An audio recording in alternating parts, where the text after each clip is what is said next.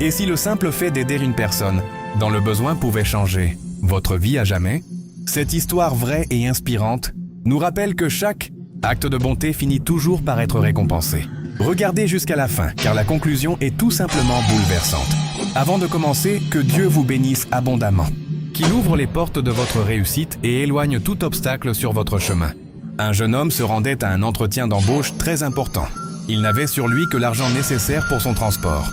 Alors qu'il marchait vers sa destination, un vieil homme l'interpella.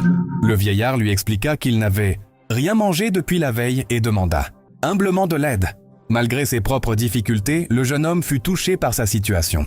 Il répondit « Cet argent est tout ce qu'il me reste pour me rendre à mon entretien. Mais je ne peux pas vous laisser souffrir. Prenez-le. Je trouverai un autre moyen de rentrer. Je marcherai s'il le faut. » Le vieil homme, profondément ému, le remercia chaleureusement et pria pour lui. « Que le Seigneur soit avec toi, qu'il guide chacun de tes pas.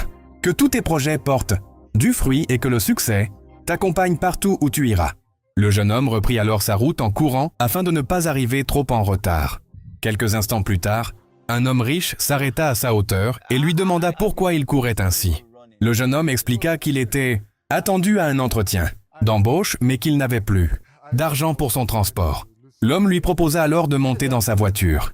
Pendant le trajet, l'homme commença à lui parler d'argent facile. Il lui expliqua qu'il connaissait des activités très lucratives, même si elles étaient illégales. Selon lui, c'était le moyen le plus rapide de devenir riche. Mais le jeune homme refusa catégoriquement. Il répondit « Je préfère vivre honnêtement, avec peu d'argent plutôt que de gagner une fortune de manière illégale. J'aime la paix de cœur que Dieu me donne. Je crois en son temps et en ses bénédictions. » L'homme insista plusieurs fois, allant même jusqu'à se moquer de lui. Pourtant, le jeune homme resta ferme dans ses convictions. Il déclara « Peu importe combien d'argent vous me promettez. Si cela est contraire à la volonté de Dieu ou à la loi, je n'en veux pas.